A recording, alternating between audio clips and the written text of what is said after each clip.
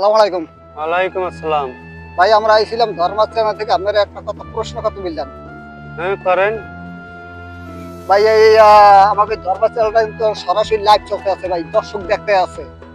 এই আমরা শুনছিলাম যে আপনার বাড়ি গাড়ি টাকা পয়সার কোনো অভাব নাই ধন দৌলতের, কিন্তু আমরা সবসময় দেখি আপনার এই সাইকেলটা নিয়ে চলাফেরা করে, এর কারণটা আমরা জানতে চাই। ও কারণ জানতে চান? আপনি যা শুনছেন ঠিকই শুনছেন।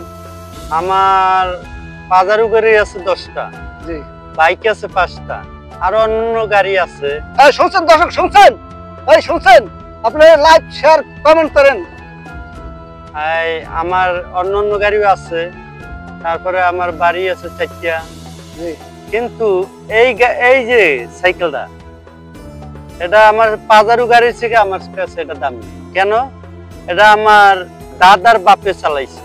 জি আমার দাদার বাপে চালাইতে চালাইতে চালাইতে চালাইতে চালাইতে চালাইতে আর বয়স হয়ে গেছে।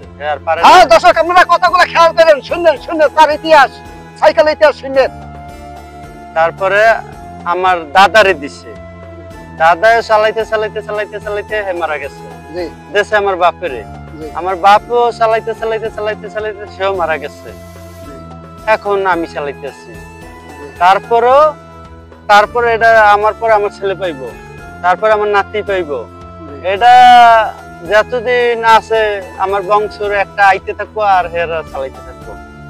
ও তাহলে মানে আপনার বাপ দাদা চালাইছে, এখন আপনি চালাইতে আছেন, মানে আপনি মারা গেলে আপনার ছেলে চালাইবে। জি, এটা আমার ঐতিহ্য। আবার ঐতিহ্য সাইকেল। আপনার ছেলে মারা গেলে আপনার এই কথা যে সন্তান হবে সেই সন্তানে চালাইবে। জি জি। মানে সারা জীবন মনে করেন কিয়ামতের আগ পর্যন্ত আপনার এই সাইকেলটা চালাইতেছেন না, ব্যস্ত আছেন না, না। মানে সারা কিয়ামতের আগ পর্যন্ত এই সাইকেলটা থাকবো। জি থাকবে। দর্শক শুনছেন তার সাইকেলের ইতিহাস, মানে তার বাপ দাদারা চালাইছে, এখন সে চালাইতে আছে, তারপর তার ঘরের ছেলে সন্তান আইবে তারা চালাইবো। কিয়ামতের আগ পর্যন্ত এই সাইকেল চালাইবো না, তারা যত্ন করে থাকবো, তাদের তাদের একটা স্মৃতি থাইকে যাইবো, আর জীবন তারা এই স্মৃতিটা রাখতে চায়। দর্শক আপনারা ভালো লাগলে লাইক শেয়ার কমেন্ট করেন। খোদা হাফেজ।